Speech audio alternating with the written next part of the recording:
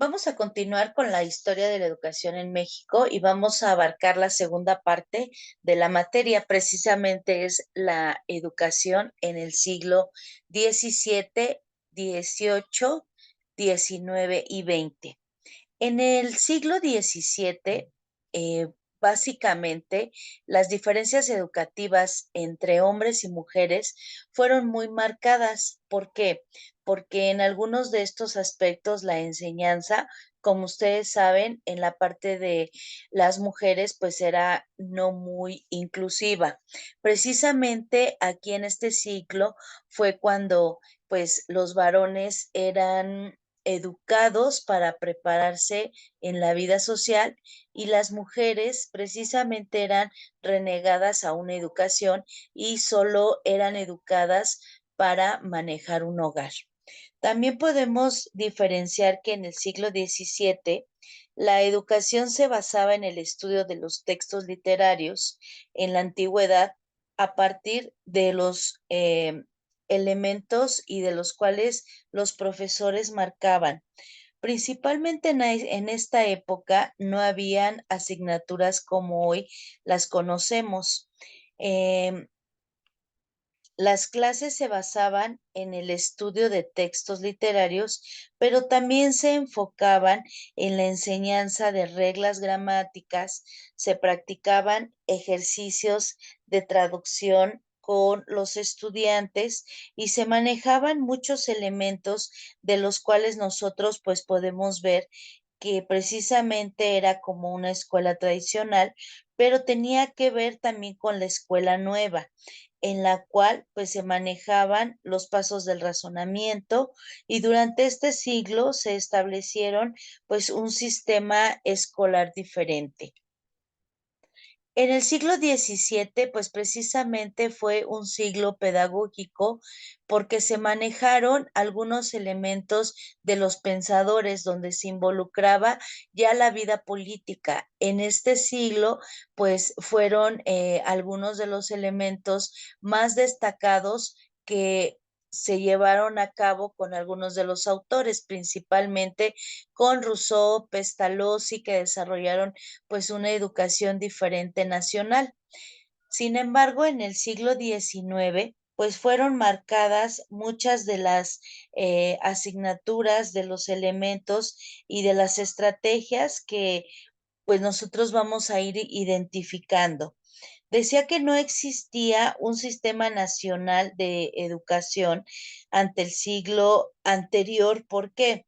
Sabemos que precisamente el siglo XIX y el siglo XX fueron muy marcados porque se manejaban, pues en las pequeñas poblaciones, la parte infantil y se recibía la educación como una oportunidad para una educación formal.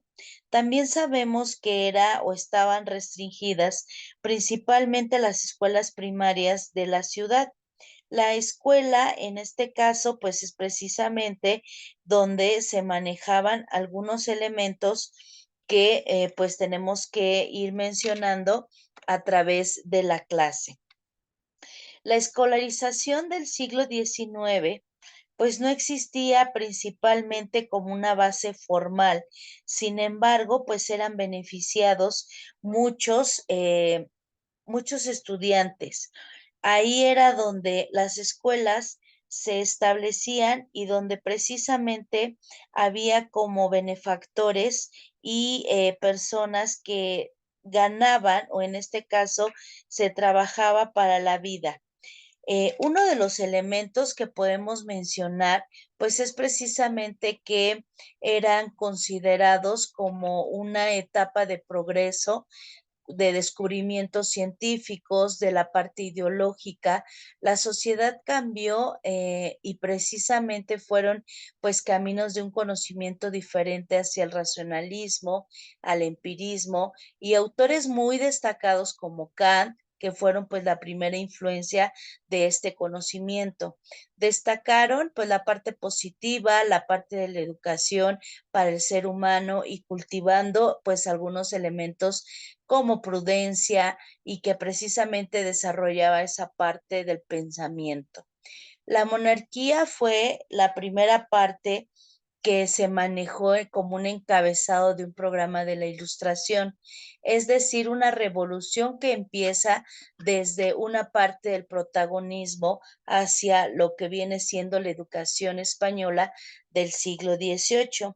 Las escuelas de caridad, que son una parte que se va mencionando a través de la evolución, pues decimos que precisamente eran instituciones menores y formales, o aquí en este caso como menos formales, y estaban orientadas principalmente a los sectores más pobres de la sociedad.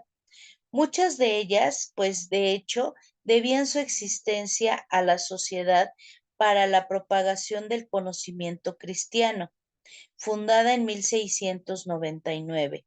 Uno de los objetivos explícitos de la sociedad era difundir el conocimiento cristiano como una forma de actividad misionera. Durante el siglo XVIII, los dirigentes de la sociedad crearon escuelas para los pobres de 7 a 11 años de edad, donde quiera que pudieran. De estas escuelas surgió el concepto moderno de educación primaria y secundaria. También se ocupó la formación de profesores y en cierta medida introdujo el sentido del profesionalismo de la enseñanza.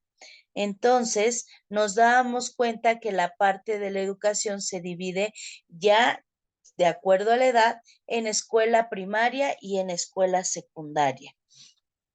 Otras de las escuelas, como pues se manejaban varios tipos, en este caso pues las escuelas locales, suelen agruparse bajo el título de escuelas para damas.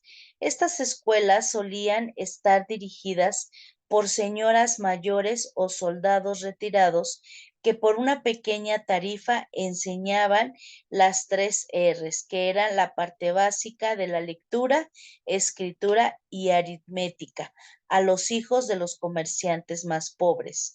También existían, por supuesto, las grandes escuelas públicas, entre las que destacaban, pues, con sus características específicas, pero estaban económicamente fuera del alcance de todos, salvo de los miembros ricos de la clase dominante. Uno de estos niveles era la educación secundaria y universitaria, que se basaba principalmente en la progresiva y manejaba mucho la parte cultural, la parte de la ilustración y los procesos que tenían que ver con la parte conductista y laica. La educación pues sufre muchos cambios a través del tiempo, principalmente en el aspecto pedagógico de carácter laico y nacional. Sabemos que la primera educación pues se estableció en la iglesia y que poco a poco pues se le fue quitando ese poder conforme fue evolucionando y fueron los cambios tecnológicos. También sabemos que pues la institución educativa pues era una parte fundamental y que pues la parte de para poder desempeñar estas situaciones, pues entonces nos hablaba precisamente de los elementos fundamentales de la educación que principalmente pues destacaban aquellos elementos característicos de la época. La educación del siglo XIX estaba al servicio de la revolución industrial y se caracterizaba por tener pues elementos principalmente en México, que no hubo un sistema formal de enseñanza pública, por lo que ésta quedó en manos de asociaciones de beneficencia y academias particulares nacionales y extranjeras. Tras obtener una independencia en 1821, México mantuvo parte de la estructura educativa de la época virreinal y sabemos también que pues se convierte en una institución pública, ¿sí? ¿Cómo era la educación pública en México independiente? Pues entonces vamos a ver un poquito de esta parte. Desde los inicios de México como nación independiente, la escuela era vista por liberales y conservadores como un canal fundamental para la transformación social. Por ello, pusieron en marcha nuevos proyectos para sustituir los textos escolares que se empleaban desde el periodo monohispano. Por eso se promovían principalmente los estudios de la parte cívica, historia, geografía nacional. La herencia colonial pues manejó mucha parte del liberalismo español y marcó elementos importantes en 1820 mediante un edicto real que pues se manejó como una instrucción cívica a partir de la enseñanza de la Constitución liberal en 1812. Se restablece en marzo de aquel año porque los profesores pues utilizaban la Carta Magna como libro de texto para enseñar a leer y escribir. Este edicto llegó a la Nueva España en agosto, de modo que en todo el reino español se formó a los niños en torno a los valores políticos liberales. Consumada la independencia en 1821, el gobierno imperial de Agustín de Iturbide también procuró la formación de los nuevos ciudadanos mexicanos y mantuvo las escuelas existentes y mandó hacer en este caso, pues, uno de los aspectos que se manejó precisamente fue establecer el catecismo político con establecimiento del régimen republicano en 1824. En el artículo quinto de la Constitución Política se delegó a los estados el fomento de la educación. En 1823, como ministro de la Junta de Gobierno, Lucas Alamán hizo pública sus ideas educativas de la Mesopotamia del Ministerio de las Relaciones, que en este caso pues se manejaban mucho con las relaciones interiores, exteriores, y que pues era bastante la parte de implementación de un sistema federal. Era necesario conservar los rasgos, instituciones, relaciones y características de la sociedad colonial que habían permitido su funcionamiento armónico. En 1833, la primera generación de liberales mexicanos maneja algunos de los elementos como la reforma educativa, que coincidía en una buena medida con las ideas de los conservadores, por medio del decreto del 19 de octubre. En este caso, pues la Dirección General de Instrucciones Públicas, que pretendía establecer una dependencia gubernamental y a nivel nacional, se organiza y supervisa la enseñanza. Así, liberales y conservadores apoyaron el sistema lancasteriano, hicieron hincapié en la educación cívica y la doctrina cristiana y promovieron la creación de escuelas normales. En 1840, una parte que se manejaba mucho era la ordenanza enfatizada que enseñaba en la parte del catolicismo para obtener su licencia. Los preceptores necesitaban confesar esa religión y contar con un certificado emitido por los párrocos que frecuentaban los sacramentos. 3 años después, en las bases orgánicas que fungieron como texto constitucional y mantenían el régimen centralista, se estableció que la enseñanza debía estar orientada hacia una finalidad religiosa, de manera que ésta fuera empleada como bandera de lucha para cuestionar nuevos planes de estudio y libros de texto. Entre otros aspectos, en 1853, el gobierno decretó como obligatorio dedicar media hora por la mañana y media por la tarde a recitar la doctrina cristiana. En 1857, solo 11% de la población en edad escolar asistía a la escuela. 2 años después, durante la Guerra de Reforma, el presidente Benito Juárez por medio del Manifiesto de la Nación del 7 de julio de 1859, estableció que el gobierno liberal de la República procuraría que aumentara el número de establecimientos de educación primaria gratuitos, pues estaba convencido de que mediante la instrucción los pueblos podían alcanzar la prosperidad. Añadía que su gobierno promovería y fomentaría la publicación y circulación de manuales sencillos y claros sobre los derechos y obligaciones del hombre en la sociedad. Tras el fin del Segundo Imperio, el 2 de diciembre de 1867, el gobierno juarista expidió la Ley de Instrucción Pública, que estableció en el distrito y territorios la educación primaria y gratuita para pobres y obligatoria para todos los niños mayores de 5 años. Suprimió la enseñanza de la religión e incluso el estudio del rudimiento de historia y geografía. Esa ley creó también la Escuela Nacional Preparatoria. Como podemos darnos cuenta, sabemos que conforme fue avanzando la parte de la organización de la educación, pues nos damos cuenta que entonces se establece por edades, por características, por necesidades e incluso podemos mencionar que hasta por zonas geográficas. Sabemos también que pues a través del tiempo las necesidades de la parte educativa pues tienen que ver con grandes cambios. Hay elementos que podemos mencionar como pues precisamente establecer la parte que sea gratuita, la parte que se les enseñe a educar para la vida y que incluso pues empiecen a manejar o a establecer distintos elementos de instrucción pública por los territorios.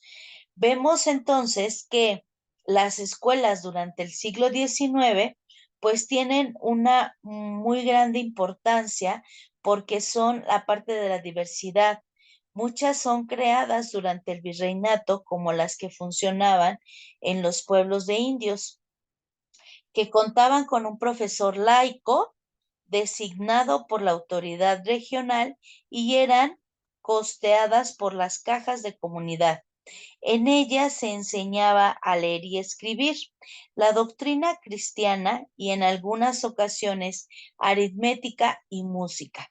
Con el paso del tiempo y las políticas liberales que pretendían la asimilación de los indígenas fueran desapareciendo y a estos se les integró en las demás escuelas.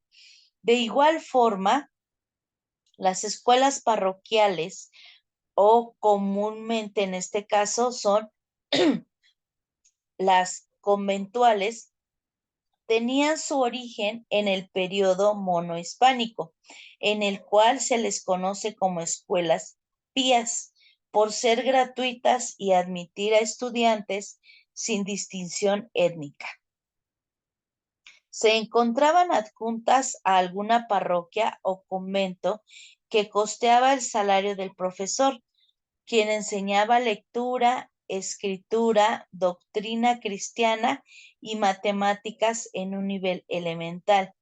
Y cabe decir que el gremio de maestros protestó en varias ocasiones porque dichos profesores ejercían sin ser evaluados. Las escuelas municipales eran muy similares con la diferencia de que las costeaba el ayuntamiento. El de Ciudad de México abrió la primera en 1786, una escuela amiga municipal que ofrecía un buen salario a sus profesores. Al poco tiempo de erigirse la nación independiente y tras adoptar el sistema republicano de gobierno. El ayuntamiento abrió otras 3 escuelas en 1825 y 1827 respectivamente. En este último año, la original escuela municipal fue incorporada a la compañía lancasteriana, que empezaba a cobrar presencia luego de haber sido fundada en la Ciudad de México en 1822, en honor al inglés Joseph Lancaster, quien propuso la técnica pedagógica de la enseñanza mutua en la que los alumnos más avanzados instruyen a otros compañeros. Sabemos entonces que las sociedades europeas durante este siglo XVIII, XIX y XX pues han tenido crisis de los modelos, de las estructuras, de los valores, que el último siglo del antiguo régimen se maneja porque hubo un momento de innovaciones, porque incluso hubo sociedades que se marcaban mucho en la estructura bajo la monarquía del poder divino. En este caso, pues se sustentaba la visión y la organización social que se empezaba a ver afectada y que a partir del siglo XVII, pues hubo varios elementos que cambiaron. El descubrimiento que podemos ir identificando, así como los ejemplos de lo que viene siendo, pues la parte dogmática, defendían siempre la parte de la iglesia y la importancia de que esa parte de la autoridad siempre fuera construyendo pues un conocimiento verdadero. Se le llama conocimiento de la República de las Letras porque estableció a través de la red algunas escuelas y publicaciones relacionadas.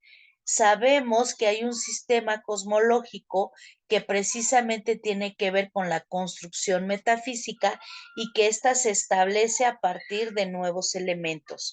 La estructura se maneja pues en la parte revolucionaria, política inglesa y que tenía que ver con la parte de la superioridad del parlamento sobre la parte de la monarquía.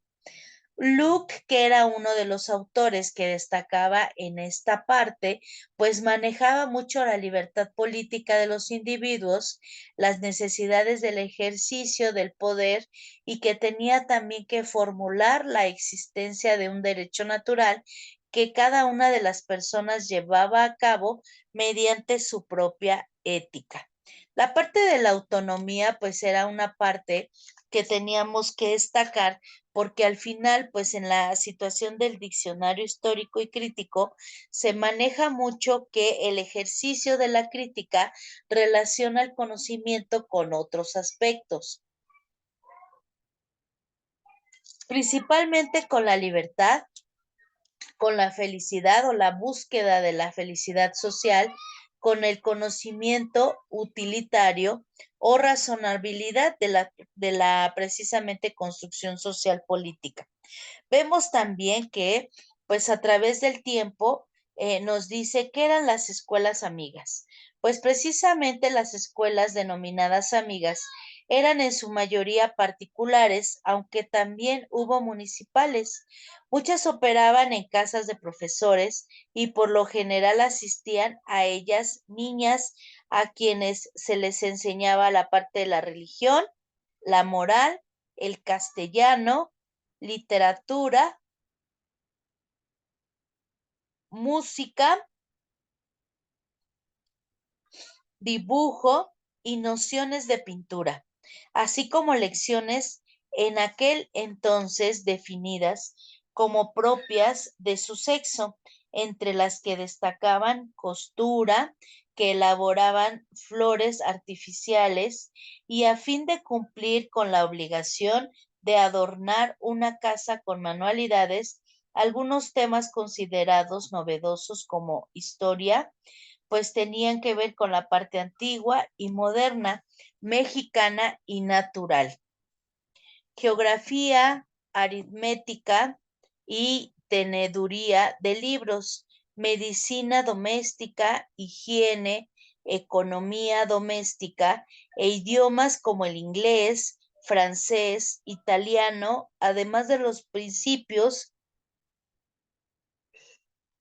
del sistema republicano democrático, que como bien se ha mencionado, la parte historiadora pues tenía que ver con esa parte extraña de la materia y con la parte de la población que se podía ejercer algún derecho sobre la parte de la ciudadanía. Sabemos entonces que hay muchos elementos que tenemos que identificar porque precisamente pues la educación de la parte de este siglo pues era un aprendizaje de memoria, era un método estándar de instrucción. Las escuelas utilizaban todos los libros de texto que poseían las familias locales y los libros que transmitían de estudiantes mayores a más jóvenes y de una familia a otra. No había leyes que obligaran a los niños a asistir a la escuela, por lo tanto, pues había como muchos elementos de los cuales, pues, había que considerar para poder retomar una mejor estructura. Entonces, la parte de la educación, aunque no lo parezca, pues es una parte de diversos cambios y avances que la hacen distinta a aquellas que recibieron los pocos niños que podían acceder a la escuela. Una escuela que tiene mucho que envidiar a la actual en todos los aspectos. El nacimiento del sistema educativo español en el siglo XIX, sobre todo con la promulgación de 1857 de la Ley de Instrucción Pública, también conocida como Ley Moyano. Esto no significa que anteriormente no se hubiese legislado sobre la educación, sino que Moyano decidió unificar todas aquellas normativas de ser o de, en este caso, poder promulgar, principalmente aquellas de principios del siglo XIX y así dotar a la instrucción pública de un enfoque general de clasificar las relaciones entre sus partes, de resolver su funcionamiento administrativo y obviamente esto lleva a estar ante la primaria o la primera ley que reguló todos los grados de la enseñanza. Desde la etapa de la primaria hasta la universidad, incluidos los estudios de aplicación a los profesores industriales, pues se podían mencionar porque se destacaba esa parte educativa, porque fue llegando pues la parte de la ilustración, se produjo un cambio en la concepción de la infancia y de la educación de la que genera un Estado. Comenzaron a asumir ciertas responsabilidades en este ámbito y se preocupaban por el logro de lo que viene siendo los requerimientos. Las instituciones educativas relevantes en el siglo XIX pues sufren muchos cambios que estaban producidos a nivel nacional e internacional. Lo que se establecía en el papel a veces constaba de que viese plasmado en la realidad. Con esto no se pretendía realizar o generalizar una parte de instrucciones como ahora vemos, sino que se consiguen dichos aspectos en la práctica, pero ya se consiste o ya consiste en este aspecto precisamente de elementos para monitorizar y que incluso pues se manejan la parte de unas escuelas con características específicas. Antes de que se promulgue la ley Moyano, Pablo Montesino fundó la primera escuela de párvulos, junto con la sociedad para propagar y mejorar la educación del pueblo. Montesino no solo pretendía instruir a los niños, sino también formar a los maestros de esta etapa,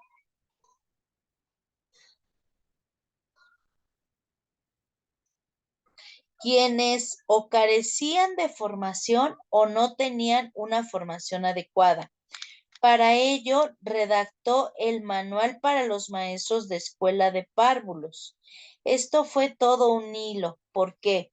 Porque sabemos que la escuela como tal manejaba los aspectos de la escuela amiga para mujeres y que la formación pues cambiaba siendo varón o siendo niña. Pero no solo la formación de los maestros de párvulo eran escasas, sino que también hasta el siglo XIX fue cuando se creó las escuelas normales en 1839, centros donde los futuros maestros de primaria cursaban la religión, la moral, la aritmética, la geometría, la lengua castellana, la física, la historia natural, lectura, escritura, métodos de enseñanza y pedagogía, entre otros, como asignaturas centradas en los aspectos culturales y no tanto o casi nada en los pedagógicos, pues muchos eran antiguos alumnos de la educación primaria, por lo que se tenía un nivel cultural muy pobre. En definitiva, sus funciones como maestros estaban enfocadas o moralizadas a los hijos de capas más bajas de la sociedad. Por ejemplo, o sin embargo, estas escuelas repusieron un gran avance en estas características porque como sabemos, pues manejaban las instituciones para muchos beneficios. ¿Por qué?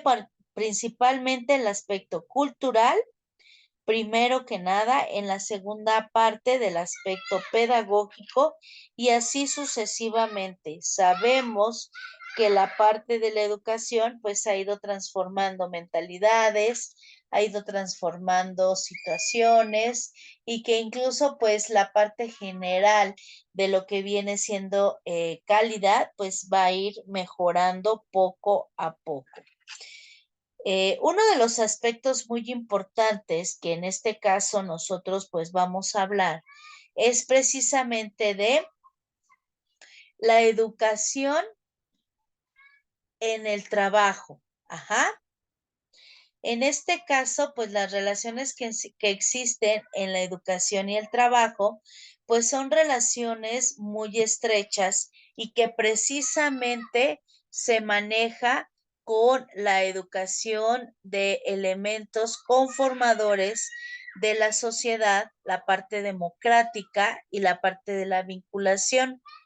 La igualdad maneja oportunidades de acceso, la educación facilita el ejercicio y lo que es el derecho al trabajo. Después de la revolución, la política educativa que se impulsa, pues viene a cambiar la ideología. Precisamente refleja la ley de instrucción rudimentaria en 1911. Se implementa mediante Gregorio Torres Quintero y Jorge Vera, pues una ley que buscaba precisamente asimilar que los indígenas pues manejaran esa parte cultural que eran catalogados por algunos elementos como la enseñanza del español. En 1925, pues se establece en la Ciudad de México la primera casa del estudiante indígena, con el objetivo de incorporar al indígena a un sistema educativo. Pero el proyecto fracasa porque los jóvenes que tenían que ser instruidos en esta situación o en esta modalidad, pues tenían funciones de agentes de cambio en comunidades que ya no regresaban a ellas. En 1934 se maneja el Departamento de Educación y Cultura Indígena. A partir de esta fecha, pues se estructura esa parte de el método indirecto de castellanización y se maneja la parte de alfabetización de las lenguas maternas.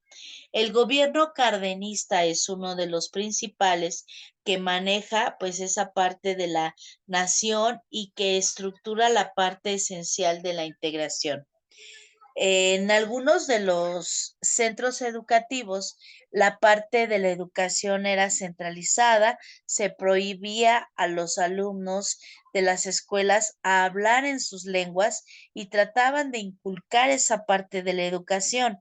Precisamente se reestructuraba y tenía que ver mucho con las naciones indígenas, con los centros coordinados por la parte indigenista, y fue hasta 1963 que la SEP propone una política de educación donde se va viendo una parte más estructura, obviamente maneja esa parte bilingüe, recupera las técnicas y objetivos del proyecto y tiene que ver también con esos pronósticos bilingües y la parte de contar con los maestros que realmente cumplan su función.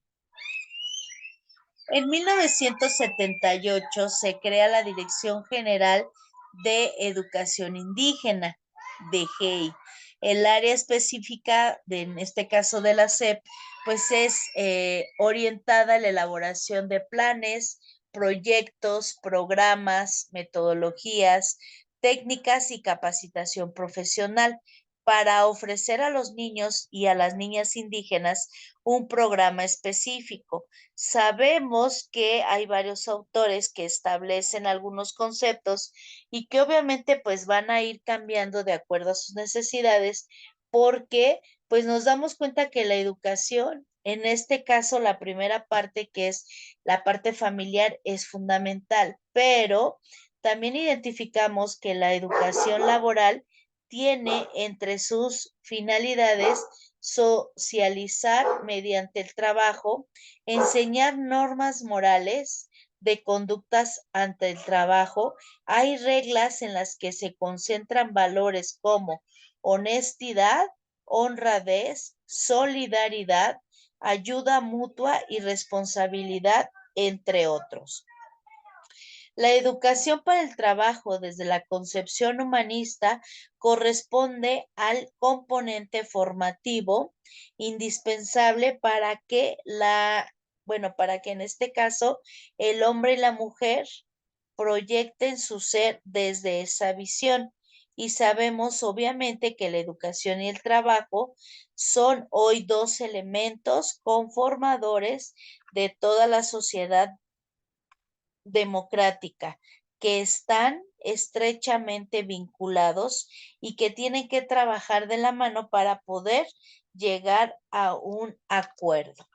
Entonces, sabemos que la Ley General de Educación reconoce la importancia de prevalecer las lenguas indígenas, donde lejos de prohibirles, pues en este caso sería el cambio hacia enseñarles, esa parte. Los propósitos que integran un plan de equidad manejan la calidad, la parte de la pertenencia de la educación, manejan los aspectos del Programa Nacional de Jornaleros y que incluso pues hay organismos como Sol que también tienen que ver con pues lo que viene siendo las zonas rurales, las necesidades educativas y la forma de impartir las necesidades. Nosotros sabemos que, por ejemplo, si tenemos un grupo de amigos o de niños, en este caso que están estudiando, tenemos que validar muchos aspectos y que tenemos que arrancar, sí, con algunas búsquedas en el plan de estudios, en la base curricular, en si aperturamos una materia o no, pero la base fundamental de todos estos aspectos es diferenciar las necesidades de nuestros educandos para poder subsanar estas necesidades. Dentro de uno de los temas que maneja precisamente, pues es que las características, en este caso del trabajo, pues son cambiantes porque pues nos regimos en estos momentos por alguna norma o incluso alguna ley que se acaba de establecer, como por ejemplo los países desarrollados del norte están preocupados porque la situación de animación ocupacional pues va cambiando la mentalidad y van desarrollando pues esa parte económica de crecimiento. Entonces sabemos que hay elementos amplios en los cuales nosotros podemos establecer normas, establecer lineamientos y que incluso pues como materias podemos dar solamente la complementación o incluso podemos adecuar el programa para educar esa parte hacia un aspecto positivo. Considero que pues vamos a ir viendo un poquito más acerca de estos elementos para que podamos ir entendiendo cuáles son las características, cuáles son los aspectos más relevantes y determinar mediante su apunte o un esquema como mapa mental o cuadro comparativo para ver las características del siglo XVIII, 17, 18, 19 y 20 que han transformado la parte de la educación.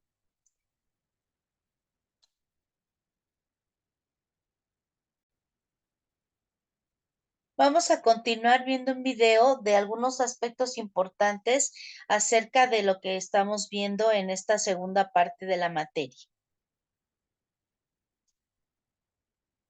Lucharon a partir de 1910. En cumplimiento a esas exigencias, se redactó la Constitución de 1917, que en su artículo 3 establecía la educación de forma gratuita, obligatoria y laica.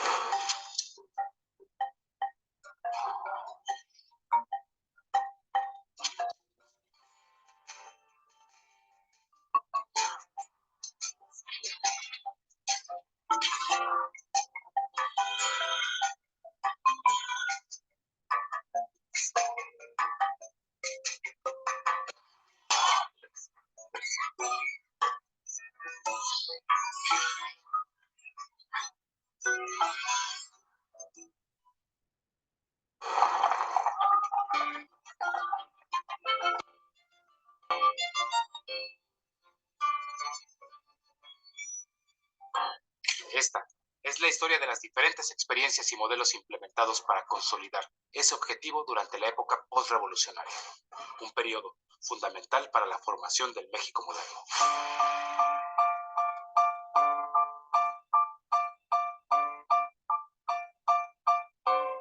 Una vez promulgada la Constitución de 1917, el presidente Carranza emitió leyes y decretos para reestructurar el sistema educativo.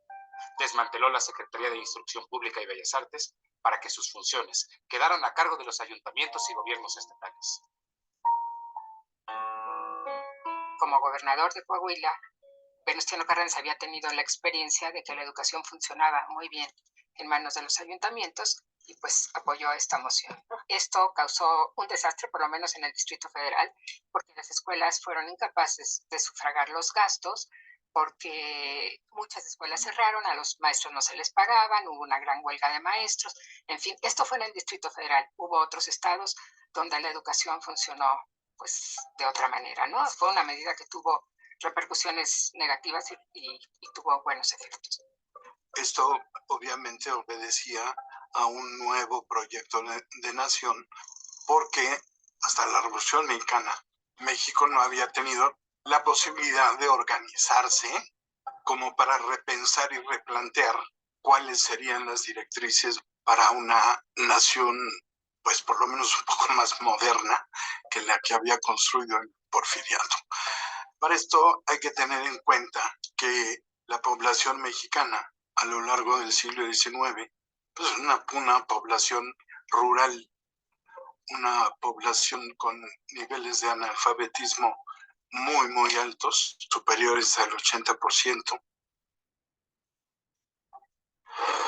Carranza también desvinculó la Escuela Nacional Preparatoria de la Universidad Nacional y para darle un carácter menos elitista y abrirla a un mayor número de estudiantes, limitó sus actividades culturales.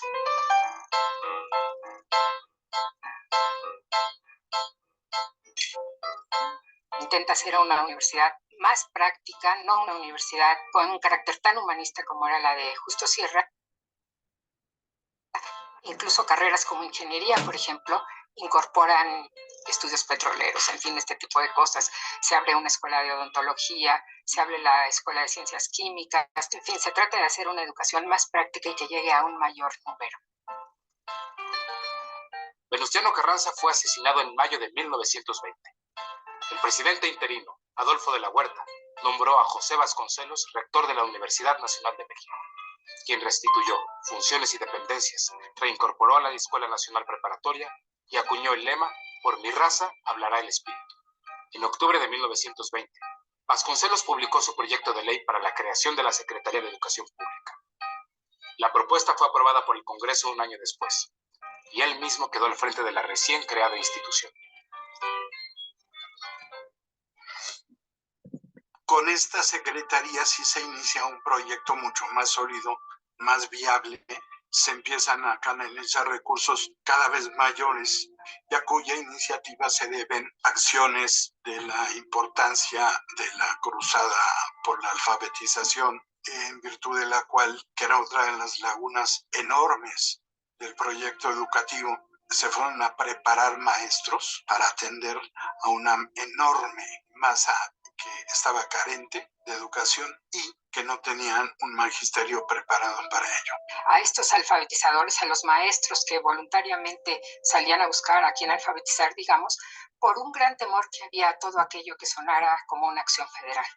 Se tenía el recuerdo todavía, y en muchas comunidades, en muchos pueblos aislados, digamos, a lo mejor ni siquiera había llegado la noticia de que ya no había revolución, de que ya no había grupos levantados en armas, de que ya no estaba el gobierno haciendo la leva, que era uno de los grandes temores en el campo, ¿no?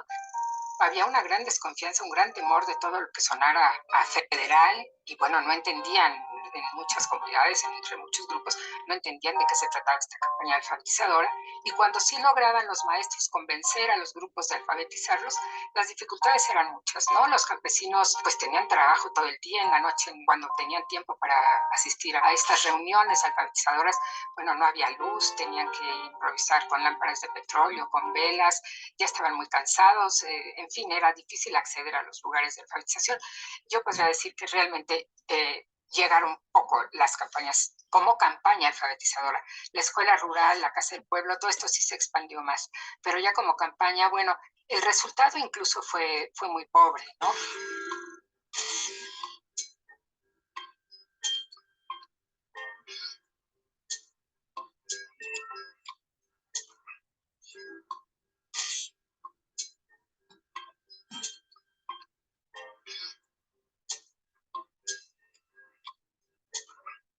La visión educadora de Vasconcelos provenía de experiencias personales, de su participación en el Ateneo de la Juventud y sus lecturas de los clásicos griegos, las ideas filosóficas de Friedrich Nietzsche y las políticas de Máximo Gorki, entre otros pensadores.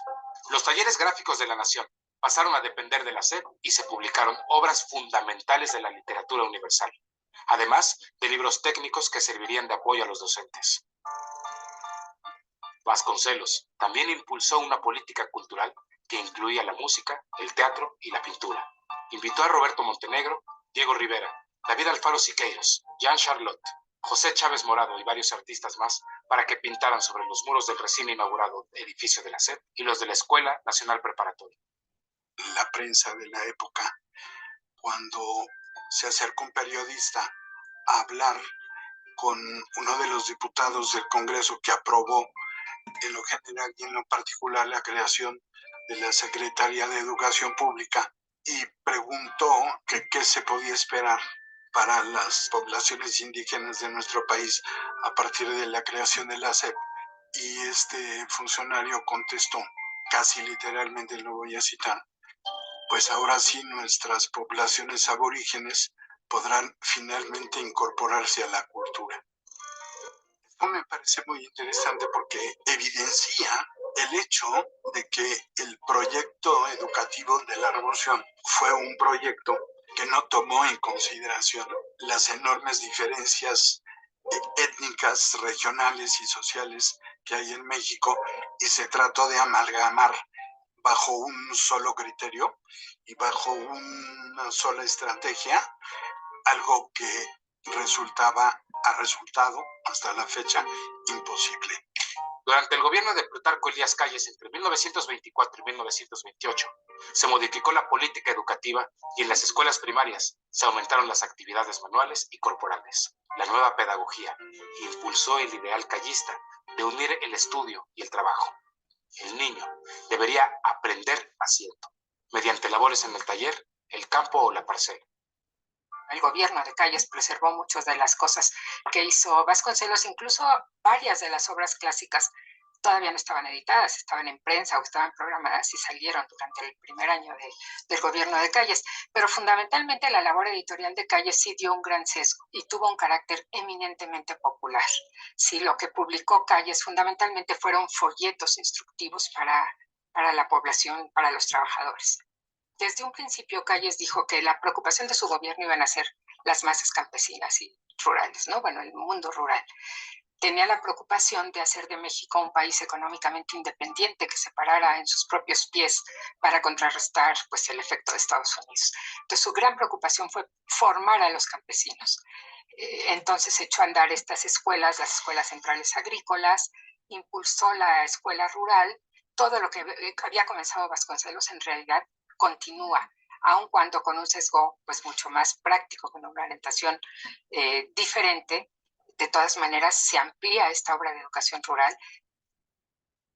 Durante el gobierno de Calles, también se le dio seguimiento a la salud psíquica de los alumnos. Se alentaron los experimentos psicológicos para probar la inteligencia de los indígenas y se creó la Casa del Estudiante Indígena. La secundaria y las escuelas técnicas se convirtieron en una alternativa para los alumnos que concluían la primaria.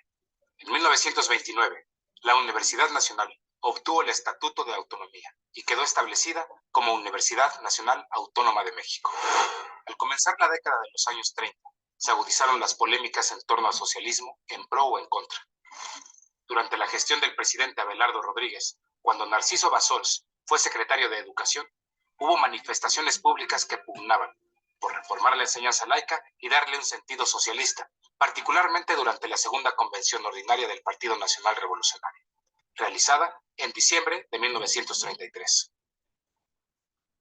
Evidentemente, este concepto de socialismo era un concepto muy ambiguo, bastante impreciso y, en mi opinión, pues con poca sustancia de socialismo real. Pero claramente tenía un sentido progresista, tenía un sentido profundamente laico y hablaba en el nuevo texto de una educación apta para la comprensión racional del universo y de la sociedad.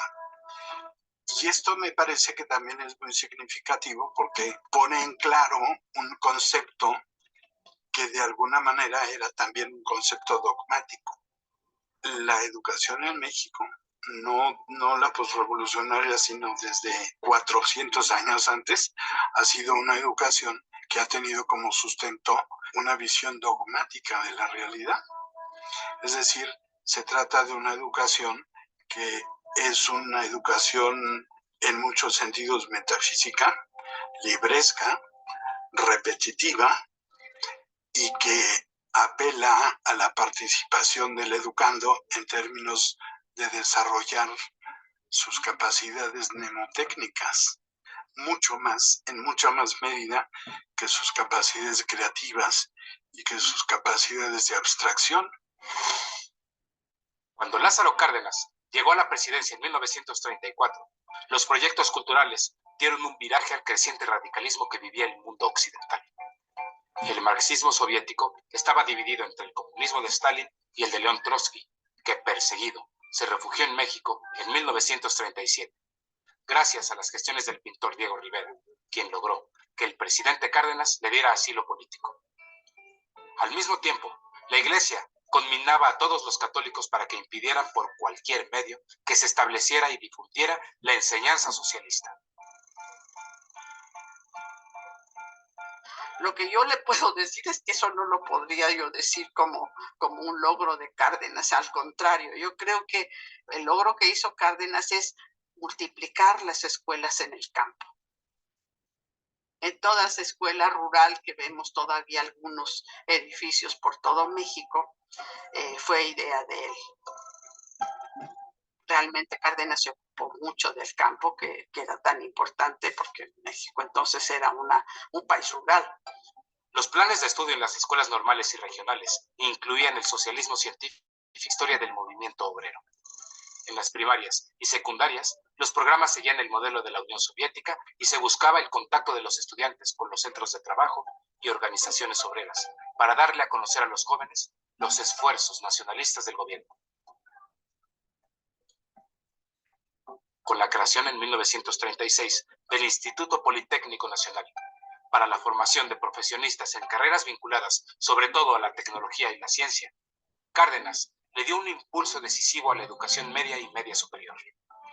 A mí me parece que la creación del Instituto Politécnico Nacional fue de la mayor importancia en el sentido de que abrió un espacio alternativo al de la Universidad Nacional, que es la otra gran institución educativa de México, y digamos tenía ciertas características específicas que siguen siendo la marca hasta el momento actual, que es una educación, como su nombre lo indica, Instituto Politécnico Nacional, que es nacional en primer lugar y está enfocado, digamos, a una educación de alto nivel, pero con orientación técnica. Es un proyecto que nace dentro de un contexto como de optimismo, como de esperanza, muy enfocado a la construcción de un país que se va reconociendo que sigue siendo básicamente agrario, porque era un país en el que el sector rural fue muy importante, sin embargo se están enfocando hacia una modernidad.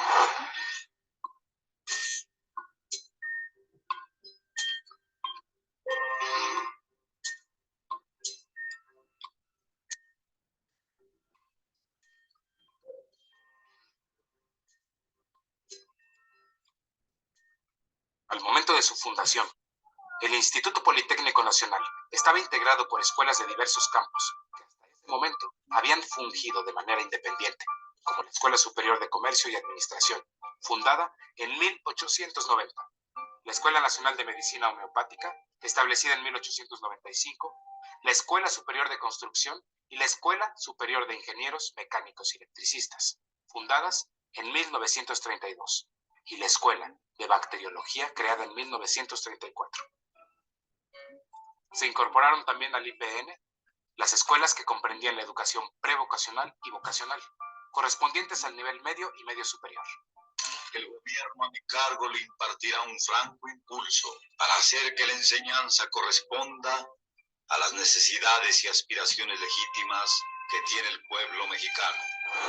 Con la expropiación petrolera se presentó una situación muy particular. Se habían marchado del país la mayoría de los técnicos que trabajaban en las compañías extranjeras y con ello se creaba una oportunidad sin precedente para que la ingeniería se desarrollara y consolidara en México. No está de más recordar la nacionalización petrolera pues iba a requerir de técnicos expertos, porque buena parte de los técnicos que trabajaban en las compañías como el Águila y todas estas, pues no eran mexicanos. Entonces, yo creo que básicamente estos dos elementos, el control directo del Estado por una parte y por otra parte la necesidad y conveniencia de fomentar carreras técnicas, profesionistas técnicos, son las que en el fondo explican la creación del Politécnico. La Universidad Nacional no atendía algunos campos disciplinarios que quedaban bien cubiertos con el Politécnico. A partir de ese momento, se incrementaron notablemente las actividades de exploración y perforación, en las cuales participaron egresados del IPN, particularmente ingenieros y técnicos de la Escuela Superior de Ingeniería Mecánica y Eléctrica y de la Escuela Superior de Ingeniería y Arquitectura.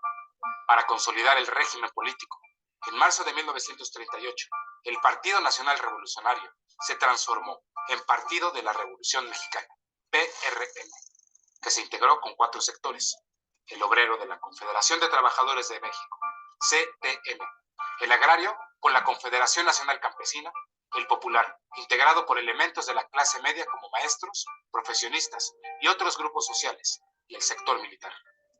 Particularmente, los maestros se agruparon en el Sindicato de Trabajadores de la Enseñanza de la República Mexicana. Lo que había anteriormente era una fragmentación de organizaciones magisteriales que daba lugar a muchísimos digamos, problemas, suspensión de clases, pugnas intergremiales, etcétera. Entonces fue un proyecto de el general Cárdenas, tratar de que el sindicalismo de maestros se agrupara en una sola agrupación. Pero aunque él trató y hizo muchísimo porque esto se diera, él durante su sexenio no se logró. De hecho, digamos, consolidación de un sindicato único ya se da durante el gobierno de Ávila Camacho. A finales del gobierno cardenista, el número de primarias federales, escuelas secundarias, internados indígenas y escuelas regionales había aumentado considerablemente. El índice de analfabetismo entre los mayores de 10 años disminuyó del 69% que existía en 1910 al 51%. Los programas de la SEP servían de norma en casi todos los estados. Los textos escolares y publicaciones oficiales hablaban de justicia social y las series SEP y Simiente exaltaban valores como la cooperación y la lucha de clases. A partir de 1938, y ante la amenaza de una guerra mundial, Cárdenas frenó su política radical, aunque fundó en Morelia, Michoacán, una escuela para albergar y educar a los niños españoles que llegaron al país como refugiados de la guerra civil. Y la idea de educar al pueblo de México con una visión socialista, que me parece que era una iniciativa en contra de todavía la tradición eclesiástica católica que tenía la educación en México, ¿no? Entonces ahí la idea de una educación científica, de una educación laica y de una educación socialista, bueno, pues era una idea perfectamente coherente con la política cardenista y con ese carácter jacobino que tenía el gobierno de Cárdenas. Pero las circunstancias internacionales cambiaron y el énfasis de la política económica cardenista, que estaba centrada en el sector primario de la economía, en esta coyuntura a la que me referí, pues dio un vuelco y un viraje, y entonces el interés se centró en el sector secundario. En febrero de 1909, Cárdenas creó el Instituto Nacional de Antropología e Historia y nombró al arqueólogo Alfonso Caso como su primer director. Con el tiempo, el INAH se consolidaría como una de las instituciones académicas y científicas más importantes del país. Desde entonces, se ha dedicado a la investigación, conservación y difusión del patrimonio cultural mexicano. Al terminar el periodo presidencial de Lázaro Cárdenas, México era un país mayoritariamente rural con una población aproximada de 20 millones de habitantes, que empezaba a cosechar frutos en su estructura económica y social, pero que todavía vivía momentos de tensión política derivada de las reformas de su gobierno.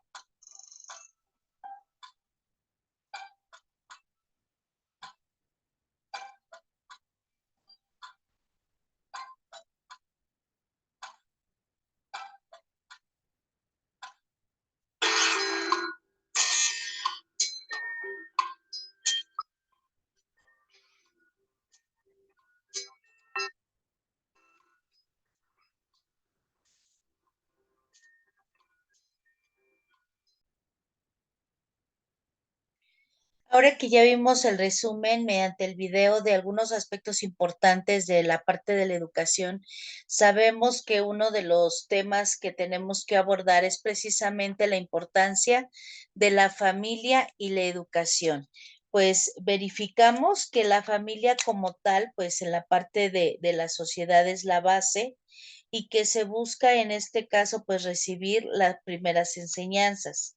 Sabemos que es la primera escuela no formal y que se aprende pues desde la parte de hablar, de comportarse, de el conducirse con los demás, la parte de los valores, se acompaña en la parte del crecimiento, desarrollo de la persona, fundamentalmente en un proceso de enseñanza-aprendizaje, donde la relación entre la familia y la educación pues tiene un amplio contexto, dependiendo de la mentalidad, de la estructura y de cómo se conducen, pues son aspectos que se van a ir mostrando. Sabemos que los primeros años de vida de un niño pues son la base fundamental donde le damos el conocimiento de lo que se debe hacer en cuestión de cómo nos conducimos en la parte de cómo nosotros nos relacionamos y todo eso pues lo van adquiriendo.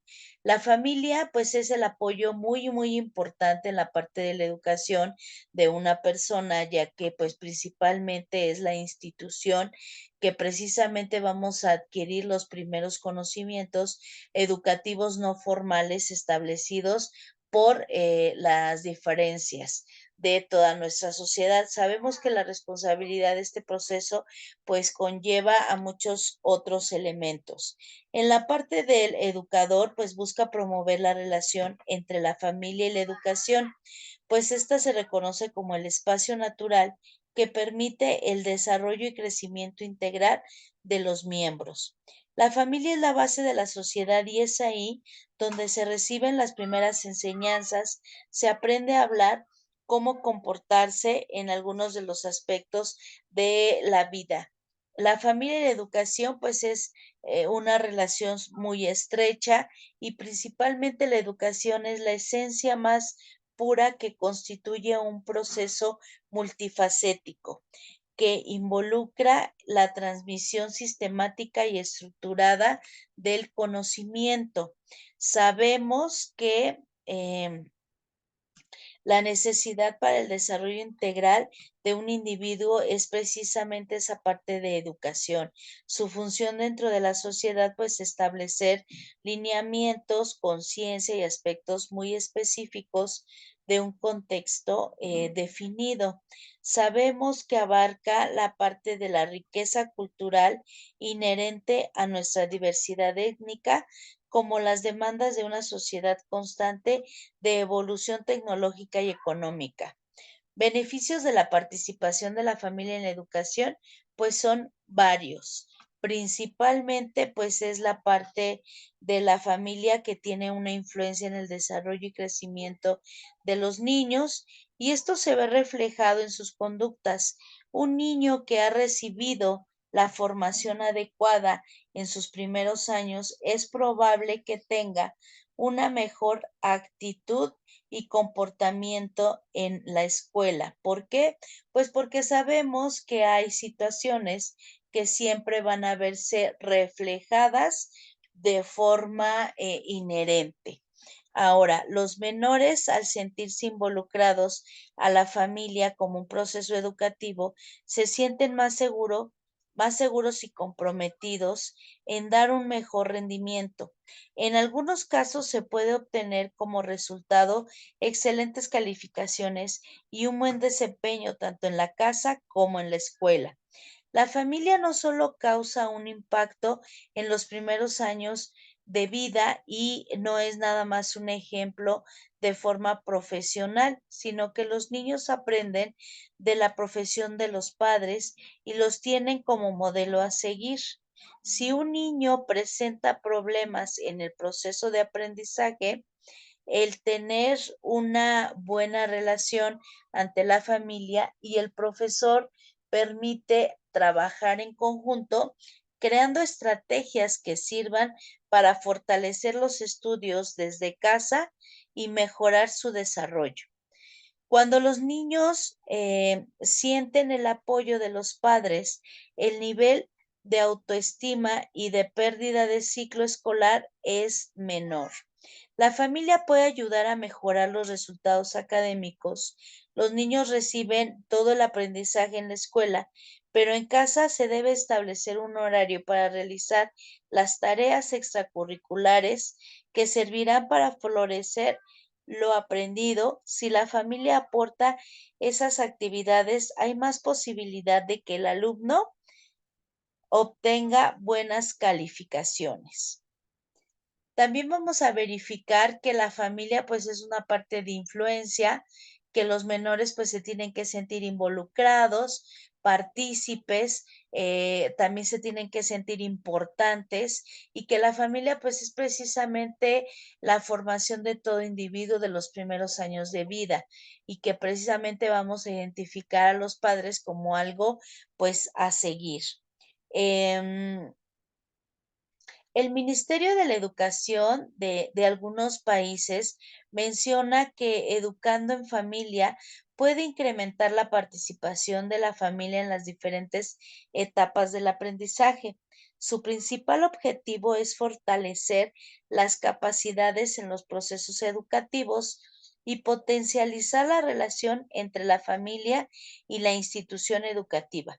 Está dirigido a padres y madres de familia o representantes legales. La metodología que se implementa en un programa a través de talleres, campañas y encuentros maneja distintos temas para fortalecer y lograr que la familia se involucre en el proceso de aprendizaje y los ejes temáticos son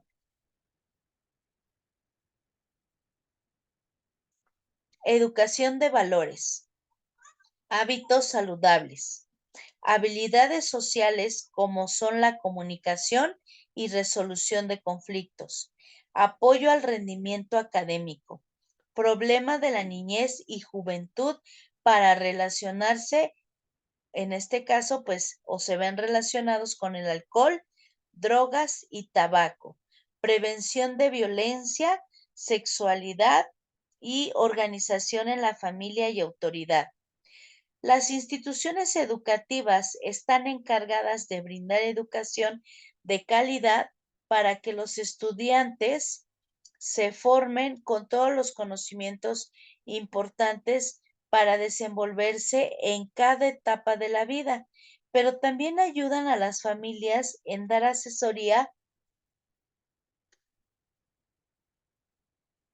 que les permita guiar en la educación. En algunos de los elementos, pues podemos considerar que la parte de la educación que en este caso se pretende manejar como una estructura, pues precisamente es la parte que contribuye al desarrollo de habilidades sociales a través de la interacción familiar y ofrece oriental en decisiones educativas y profesionales. La transmisión de valores éticos y morales es esencial en un ambiente familiar afectuoso y de apoyo que contribuye al bienestar emocional. Principalmente, pues un niño presenta problemas emocionales cuando justamente en casa ve las conductas inapropiadas de los papás. Se crea un conjunto de trabajo y obviamente tanto lo positivo como lo negativo se adquiere y se manejan los resultados que en este caso pues van a ser académicos, positivos o negativos. Los padres o tutores como educadores, pues fortalecen dentro de este concepto de la familia, pues esa parte o esa figura principal en la vida del niño. Desde la infancia son los primeros educadores directos, transmitiendo habilidades, valores y normas sociales que forman las bases para el futuro. Actúan como modelos a seguir, influyendo en el desarrollo moral y ético a través de sus comportamientos. Además, brindan apoyo académico al involucrarse en la ayuda con las tareas y al participar en eventos escolares. Los padres también son clave para fomentar un interés duradero para el aprendizaje, al cultivar la curiosidad y proporcionar recursos educativos. Contribuyen al desarrollo de habilidades sociales a través de las interacciones familiares y ofrecen orientación en decisiones educativas y profesionales. La transmisión de valores éticos y morales es esencial y en decisiones educativas y profesionales, la transmisión de valores éticos y morales fundamenta esa parte de apoyo y contribuye al bienestar emocional. Aún así, no todos los progenitores o tutores están seguros de cómo educar correctamente a sus hijos, llegando a preguntarse si sería mejor educar como amigo o como padre.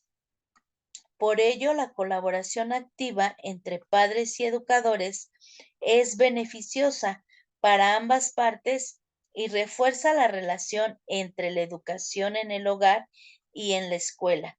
Con esto podemos concluir que la influencia de los padres, tutores y la familia en general en la educación es integral, abarcando aspectos académicos, sociales, emocionales y éticos a lo largo de toda la vida de los niños y adolescentes.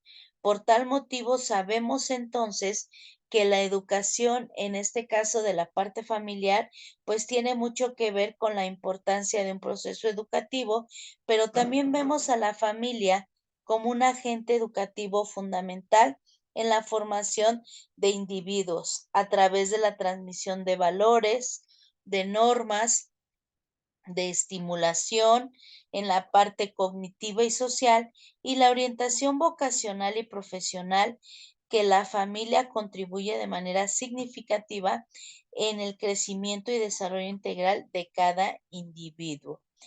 La familia y la escuela son los dos grandes agentes socializadores de los niños y niñas.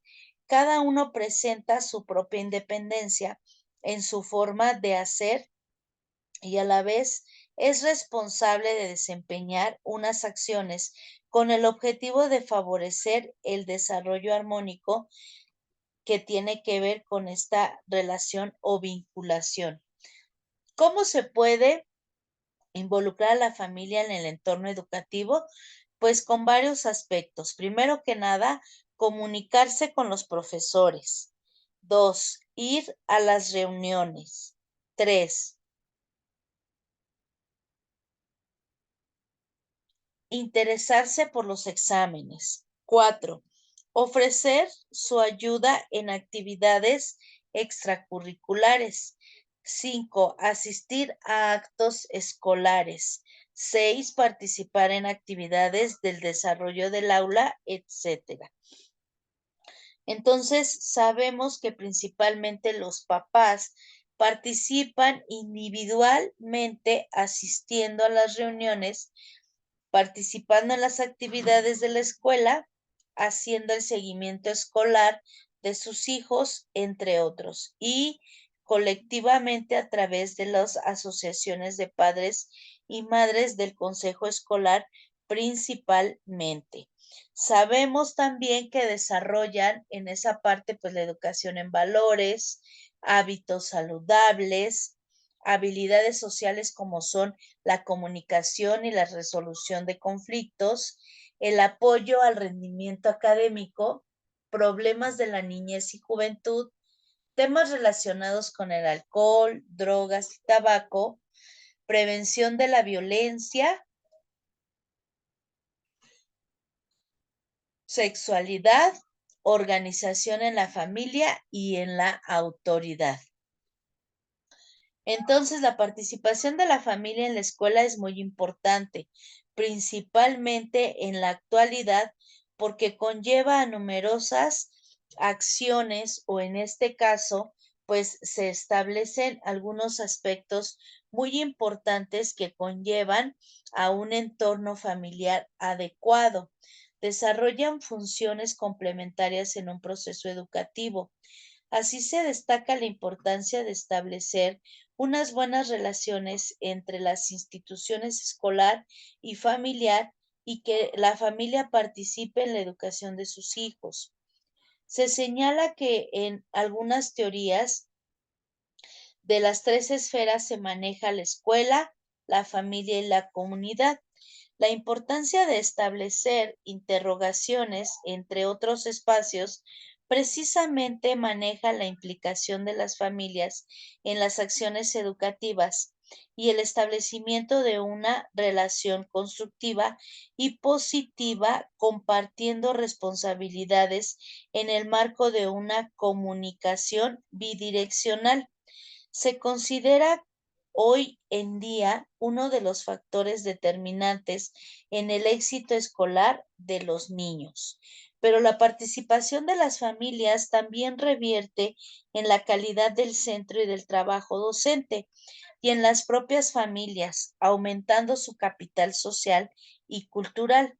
Precisamente estos dos constructos, participación y relación, aumentan no precisamente de forma estricta, sino utilizan a menudo para referirse a la implicación de las familias en la educación de sus hijos, principalmente en el ámbito escolar. Hablamos de relación familia-escuela para referirnos principalmente en el vínculo establecido entre la familia y el personal de la escuela, sobre todo los docentes.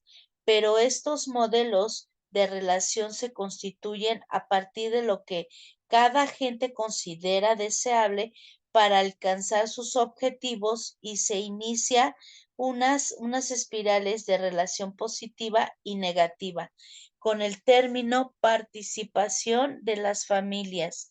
Nos referimos generalmente a la participación de los progenitores en el centro escolar donde están escolarizados sus hijos. Pero la participación es un hecho complejo, es un constructo del cual se puede derivar diferentes significados según el contexto y los agentes implicados en un segundo punto principalmente alude al conjunto de actividades que desarrollan las personas individuales o grupalmente para resolver el problema, para conseguir la sociedad de democracia, pero al nivel conceptual está implicándose para el trasfondo ideológico, público, socialmente, para la participación. Sabemos entonces que alude al valor y significado específico que tienen los actos y comportamientos de los actos sociales en la ordenación y reordenación de la sociedad. Se basa a los términos de distribución y ejercicio del poder y a la capacidad de insertarse en el proceso decisional. Se define hacia la participación porque no es darse por entendido o sentirse informado de lo que hacen los representantes, participantes, en este caso, de la forma voluntaria de intervención en un sentimiento de pertenencia a un colectivo y a un grupo de, en este caso, la ciudad o país. Esta definición plasma la necesidad de una intervención activa y también de la pertinencia a un grupo colectivo. Centrándonos ahora en el ámbito escolar, porque una acción social que consiste en una intervención activamente las decisiones y acciones relacionadas con la planificación, la actualización y la evaluación de las actividades que se desarrollan en el centro y en el aula. Sabemos que se define a la participación escolar como un proceso de colaboración que lleva a la comunidad educativa a compartir metas comunes explicándose en la forma de la toma de decisiones, de acuerdo a la participación que se interviene, se involucra, se coopera, corresponsabiliza, pero en la participación es un proceso que vincula el sujeto agente y al grupo en el cual se participa. Por eso mismo, cuando se subraya la necesidad de establecer relaciones positivas y constructivas en los centros escolares, se prioriza la finalidad educativa, predominando netamente un punto de vista escolar. Generalmente estos modelos de relación no son consensuados, sino que es la intuición escolar quien lo fija enmarcados dentro de la política educativa. más amplia y a pesar de que ambos actores constituyen sus opiniones sobre la buena o mala relación a partir de aquello que cada cual considera correcto y deseable para lograr los objetivos. Generalmente en el centro, quien propone en qué actividades, cómo y de qué manera se implican o deben implicarse las familias de ahí en aquellos aspectos, pues es precisamente las que se perciben con más problemáticas, generándose espirales negativos.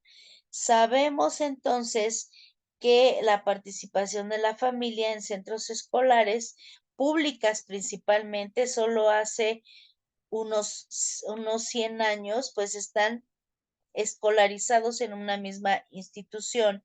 La escuela, independientemente de su origen geográfico, cultural, religioso o sociológico, y no han sido hasta el desarrollo de la escolarización gratuita que se han considerado a los niños como alumnos y que las leyes han conferido a los padres el estatus de padres de alumnos. Recordemos brevemente que se indican varios autores de este tipo de concepciones. Considerando que la familia es parte fundamental, pues también vamos a darnos cuenta que la educación escolarizada, pues precisamente es una modalidad de estudio que se caracteriza por tener presencial al estudiante, al alumno en un aula, en un espacio determinado, con un grupo de personas o con sus mismos compañeros, y que se maneja precisamente escolarizado porque el estudiante asiste al plantel toda la semana en cierto horario para la acreditación de las materias, y en este sistema pues es el sistema de universidad abierta, el SUA, donde maneja al alumno que puede ir a la escuela o puede ir a la facultad solo fines de semana o determina días entre semana, pero se depende de la carrera y obviamente pues de la disponibilidad de muchos elementos. Sabemos que la escuela, de la parte de que significa escolarizada, es precisamente porque los participantes tienen la interacción entre sí. Ajá, la escolarización, principalmente un nivel básico, hay un instructor como un beneficio para ellos, porque no todos aprendemos de la misma manera. Dentro de la misma comunidad existe la idea de que a través de la escolarización los individuos pueden superarse y abrir sus mentes principalmente a cambios positivos, a estructuras y a intereses de los cuales vayan viendo o considerando varios de los elementos que se están trabajando. Las desventajas de una escuela escolarizada. ¿Por qué se menciona esto? Porque, bueno, también se perciben aspectos no tan positivos que tienen que ver precisamente con generaciones, con cantidad de alumnos en las aulas, de planes y programas de estudio, y que sin embargo, pues sabemos que es una gran responsabilidad el manejar algunos elementos a distancia o que incluso los participantes tuvieran que enfrentar algunos retos. Por ejemplo, contamos con la parte de la secundaria, bachillerato terminado, y que también los padres pues se involucran hasta ciertos niveles con los hijos, porque precisamente si nosotros nos enfocamos a los niveles educativos, pues los papás en muchas ocasiones no tuvieron la oportunidad de estudiar, y aunque les guste la escuela, pues ahorita es muy complejo para ellos. Hay desigualdades y prioridades respecto a la escolarización, principalmente la decisión de los padres con respecto a mandar a sus hijos a la escuela, o en este caso porque existe algún tema de discriminación.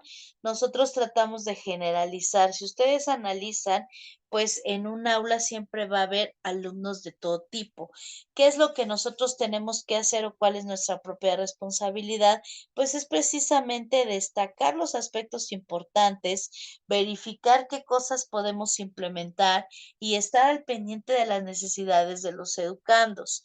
La participación de los padres en la parte de la escolarización de sus hijos considero que es una parte positiva, que nos tenemos que dar tiempo, que tenemos que identificar cuáles son las necesidades tanto emocionales como económicas de nuestros seres queridos, pero principalmente que tenemos que tener esa apertura de verificar cuáles son las obligaciones, cuáles son en esta situación las responsabilidades de cada uno y que obviamente pues no atrase el trabajo de los demás. Las mujeres en la educación superior. Este sería el último tema de este apartado, de este enfoque 2, porque precisamente este tema es muy importante. Las mujeres en la educación superior, pues vienen a hacer un cambio y una transformación, porque nosotros verificamos que hay un contexto histórico-social que dice que las mujeres no deben de estudiar, que dice que las mujeres pues se deben dedicar a la casa, que debe de verificar ese contexto económico para el apoyo al hombre, que la educación y la mujer se encuentran en continua interacción con la sociedad y con el resto de la sociedad, que en ella se sujetan relaciones de denominación, dependencia y exploración, características de un sistema de conjunto. Debido a esto, pues se puede hablar o se puede mencionar que hay situaciones, personajes destacados que precisamente este tipo de actividades pues les cuesta mucho trabajo. ¿Por qué? Pues porque es la interacción entre mujeres y es llegar a ponerse de acuerdo y tener un fin en común. En el sistema educativo actual, pues la mujer tiene muchas posibilidades de aspectos importantes. La mujer en la educación. Principalmente, pues nosotros vamos a validar que pues es un proceso de socialización, que tenemos que verificar que la educación hay una etapa formal y otra informal y que incluso podemos nosotros mismos realizar un cuadro comparativo con las características de la mentalidad o la parte de pensar positivo o negativo de la educación, en este caso, de ese tiempo. Sabemos que México ha logrado la paridad de género en el acceso a la educación. Actualmente las niñas y los niños representan el 49% de la matrícula en la educación básica y 50% en la media superior y superior. Para que México sea una potencia en el siglo XXI, tenemos que empezar desde la escuela. Entonces, ¿cómo tenemos que empezar o cómo podemos empezar? Pues podemos mencionar que para México sea una parte potencial en el siglo XXI, tenemos que empezar desde la escuela. Ajá. Nuestro objetivo es formar niñas listas y seguras de sí mismas, que tengan claro que la fuerza de la educación les permitirá alcanzar las metas que se propongan. Iniciamos un proceso de cambio profundo hacia un nuevo modelo educativo que permita a todas las niñas, los niños y los jóvenes a tener una educación de calidad para triunfar en la vida y ser felices, sin importar su género, condición u origen. Como país hemos logrado prácticamente la paridad de género en el acceso a la educación. Hoy en día las niñas y los jóvenes representan el 49% de la matrícula en la educación básica.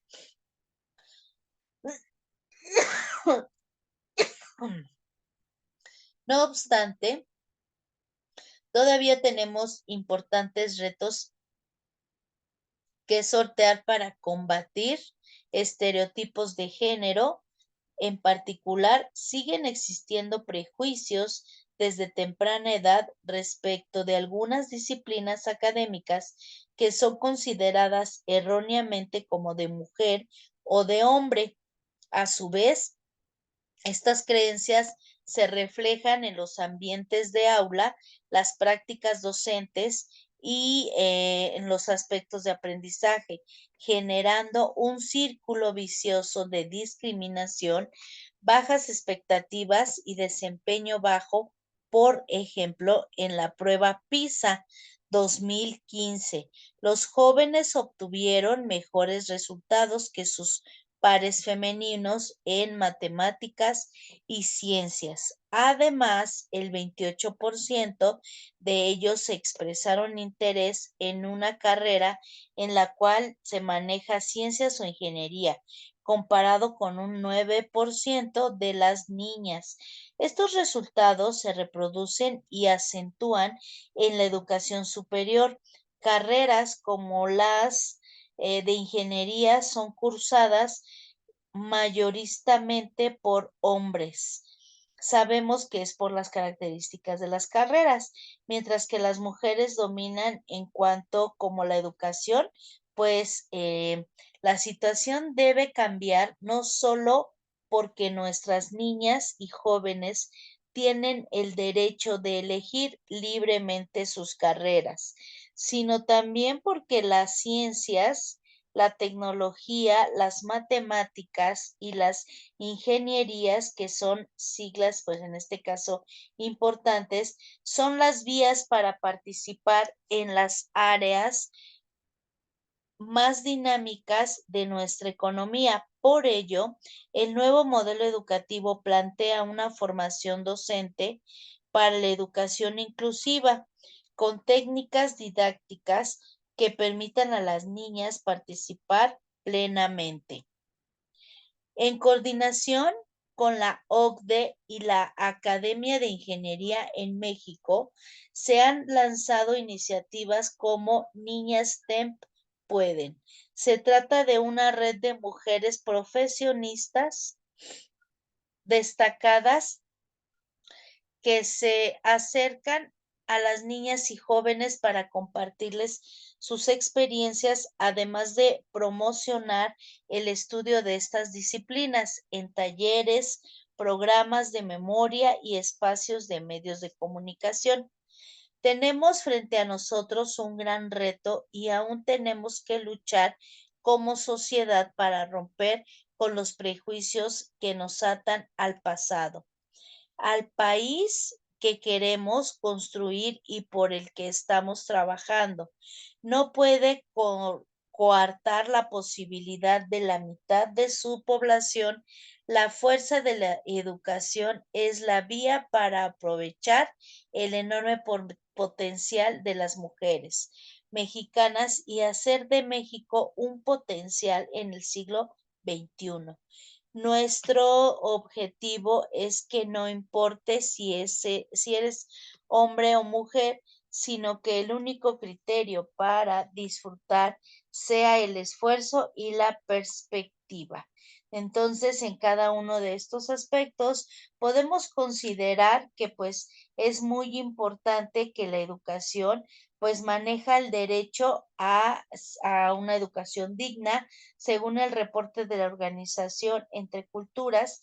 El 8 de marzo de 1948 se inició en marzo la parte jurídica del derecho a la educación de la mujer en el panorama legal.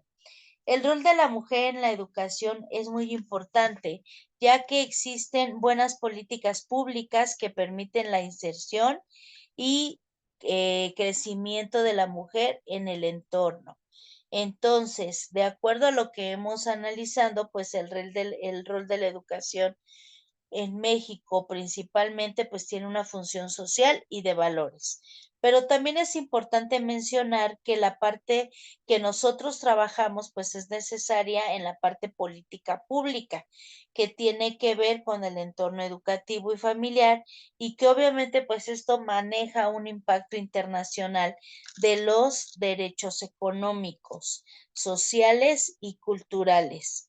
En las sociedades modernas, esta está considerada como un derecho humano elemental.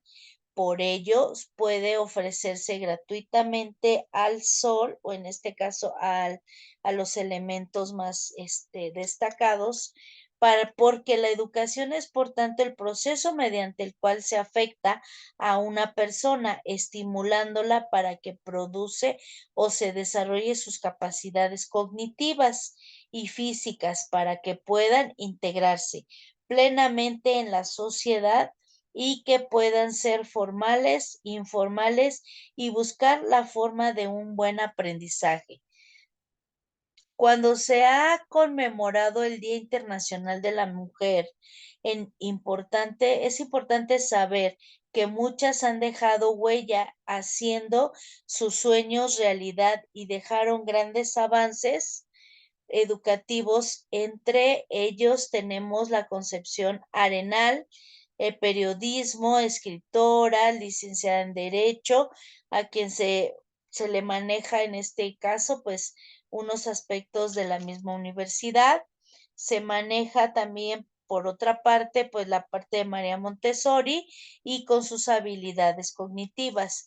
También se deja huella en algunos de los elementos de lo que viene siendo pues la UNESCO, las malas decisiones o los malos puntos que no se detallan y que obviamente pues esto nos va a llevar a aportes educativos de cifras que son muy en este caso alegorantes o en este caso también podemos decir que son halagadoras porque según el informe pues se maneja el género en América Latina con un porcentaje adecuado. Sin embargo, podemos considerar que es necesario que existan buenas políticas públicas que permitan la inserción y crecimiento de la mujer en el entorno educativo, familiar y laboral. Por tal motivo, sabemos que la mujer tiene una estructura y tiene un acceso educativo. Por eso es que ahorita vamos a ir detallando toda esa parte.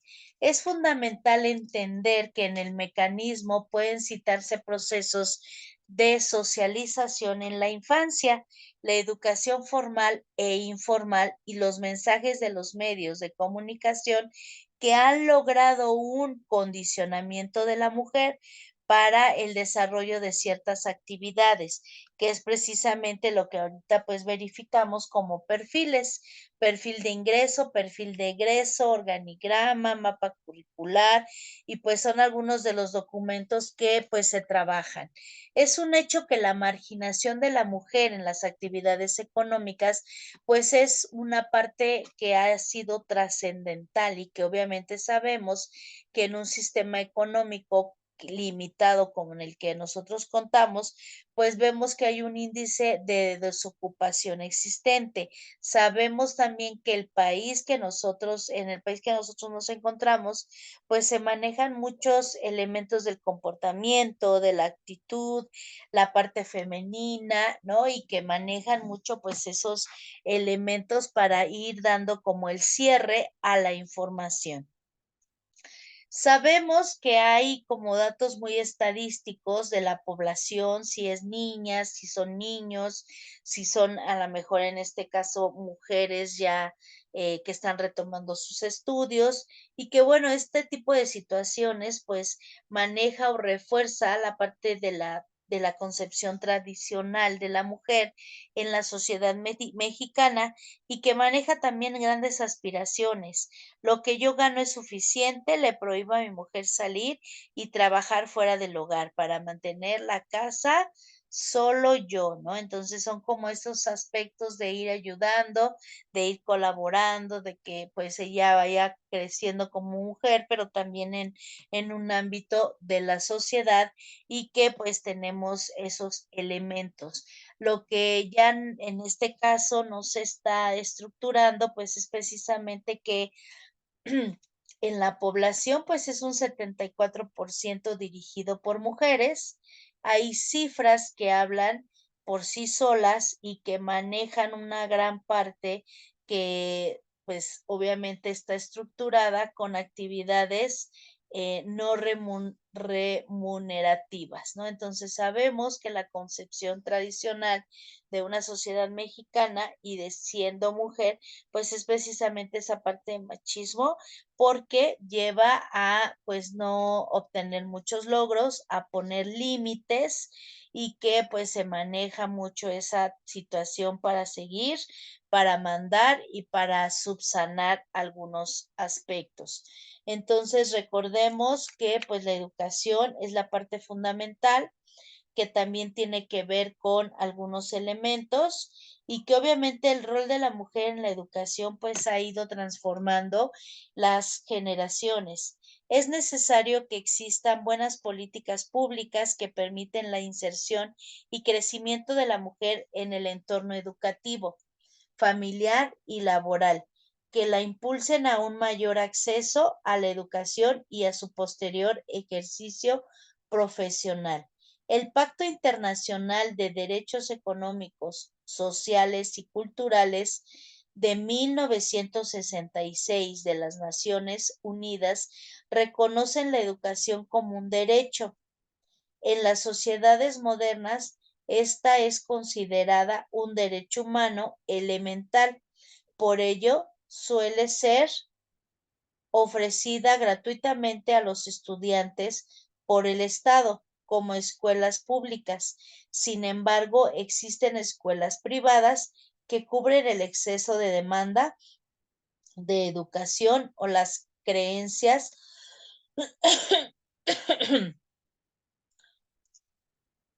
las carencias que ésta tenga en el sector público.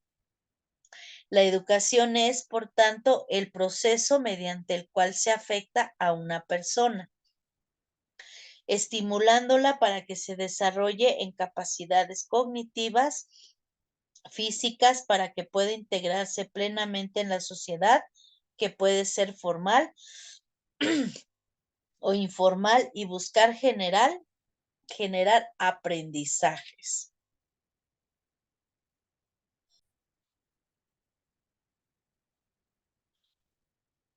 Por otra parte, María Montessori, la primera mujer italiana en graduarse en medicina, también estudió educación para ayudar a los niños con problemas de aprendizaje.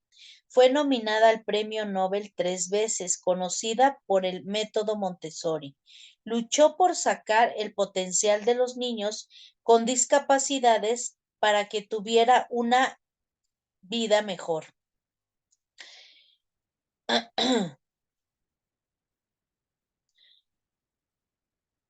Y Helen Adams Keller, quien a los 2 años perdió la vista por una enfermedad, fue la primera persona con discapacidad auditiva y visual en obtener un título universitario. Promovió el sufragio femenino e ingresó a Radcliffe, donde se licenció. También dejó su huella. A los 12 años escribió un blog para BBC bajo un seudónimo. Obviamente este documento pues sale el 12 de octubre del 2012 y hubo un atentado en Pakistán y en el autobús escolar donde viajaba. Recibió 3 disparos por su lucha contra la superación de los derechos de los niños y los jóvenes y por el derecho de todos los niños a la educación. A los 17 años ganó el Premio Nobel de la Paz. Por ello, la UNESCO y el gobierno de Pakistán iniciaron el programa de derechos de las niñas a la educación que cuenta con apoyo del Fondo de Fideicomiso Malala. Sin embargo, todavía hay 31 millones de niñas en edad de cursar estudios primarios que están sin escolarizar y 3 millones de ellas se encuentran en Pakistán. A pesar de los grandes aportes en la educación, las cifras no son muy halagadoras. Según el informe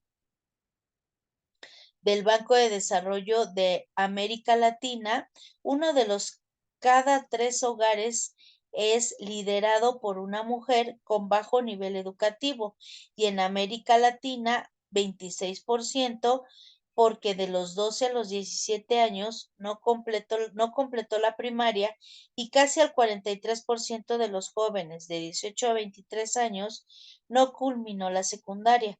Asimismo, de cada 10 trabajadores entre 25 y 54 años, solo 4 son mujeres. Y además el salario medio de una mujer latinoamericana es un 11%.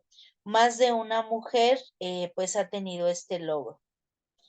Según la UNESCO, la pobreza y el trabajo infantil están asociados directamente con la deserción escolar, lo que afecta a un grupo grande de niñas, sobre todo en las zonas rurales, por lo cual hay una brecha de género subsistente, muy a pesar de los avances que han obtenido durante los últimos años. Esto ha impulsado en gran medida una menor participación de las mujeres en el mercado laboral, mayor trabajo informal, restricciones en la toma de decisiones y crecimiento del hogar monoparental, liberando por mujeres responsabilidad familiar, dispara la relación con sus parejas.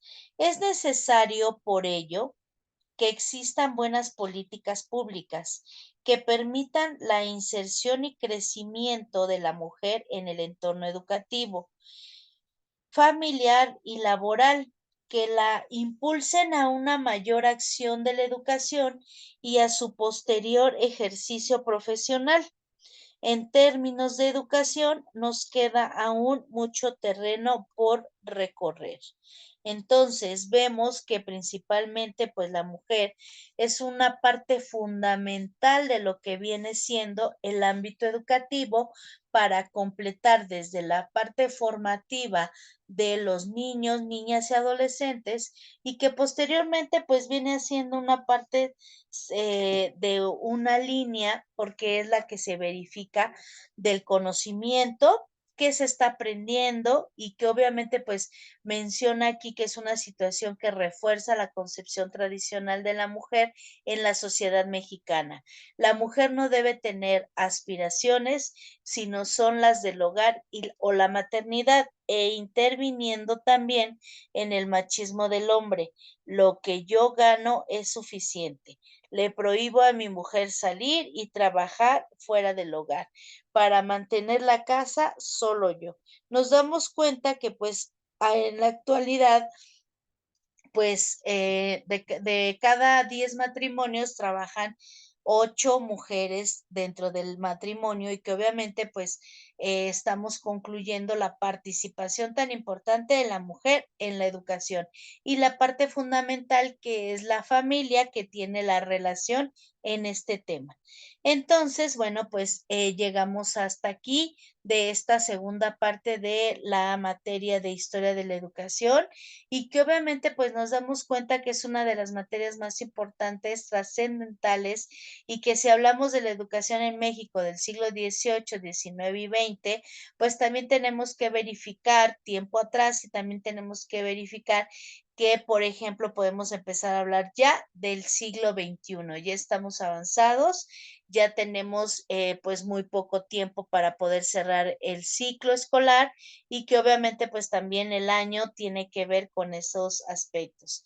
La educación como tal pues es una parte fundamental para cualquier ser humano y que tenemos a consideración que pues cada uno de los estudiantes tiene que tener identificadas sus características, sus necesidades, la situación de trabajo, donde nos podemos ubicar, la visualización y el contexto en general de la participación.